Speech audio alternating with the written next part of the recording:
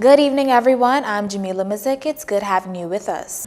Former Public Hospitals Authority Chairman Frank Smith has been acquitted and all charges against him have been dropped. Chief Magistrate Joyanne Ferguson Pratt gave her analysis of the evidence, which showed that there were too many inconsistencies in the testimonies of the prosecution's key witnesses. Throughout the course of the case, the prosecution called 9 witnesses whose testimonies were not all cohesive. Chief Magistrate Pratt also added that Barbara Hanna's untruths and inconsistencies made it difficult for the evidence to stand on its own. It was because of these inconsistencies in the evidence that the Chief Magistrate acquitted Frank Smith of all 14 charges. Now, immediately following, the magistrate noted that the presence of political biases that went hand in hand with respect to Health Minister Dr. Dwayne Sands telling Barbara Hanna to meet National Security Minister to inform him that she was allegedly being extorted instead of instructing her to meet with the Commissioner of Police.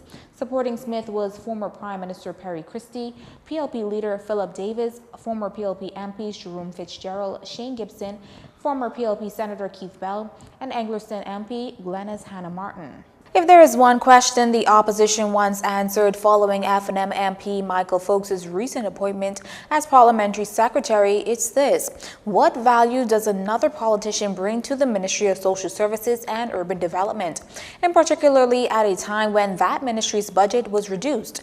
As Progressive Liberal Party Senator Fred Mitchell sees it, in the face of much suffering and neglect, the sensible course of action would be to expand the delivery of social services to the benefit of the elderly, the working poor, and unemployed. While cutting back on social assistance because of budgeting reasons, the Prime Minister, he said, conveniently found the money to line the pockets of and provide comfort for yet another political crony. And for Senator Mitchell, this sends the wrong message. The appointment, he reasoned, is a glaring example of mixed priorities to a tone-deaf and out-of-touch government and should be revisited. Mr. Folks's Parl-Sec position comes with an annual salary of $45,000, along with a duty allowance of another $3,000. Meantime, the process for those voluntary separation packages for line staff employees of the Grand Lucane Resort is complete, and it's now time to move on to management, so says Tourism Minister Dionisio Diagler. Preparing the final payments, going over the final numbers. The union is well aware of what we're doing. I don't think there's any disagreement on the process now. It's in motion, and if not today, Monday. But there's no arguing. It's just the mechanics of the distribution that are now underway. Now, Bahamas Hotel Managerial Association President Obie Ferguson has pegged the total payout to Grand Lucane managers at just over $5 million. The VSEPs are part of the resort's overall plan to cut costs before being picked up by a new buyer. In a last-ditch effort, the government last summer purchased the property for $65 million. A $10 million deposit was made. That was followed up with a resolution in Parliament for $35 million. We're in the negotiation process. There's nothing concretized. There's nothing for me to give you an indication of who it is and what's happening.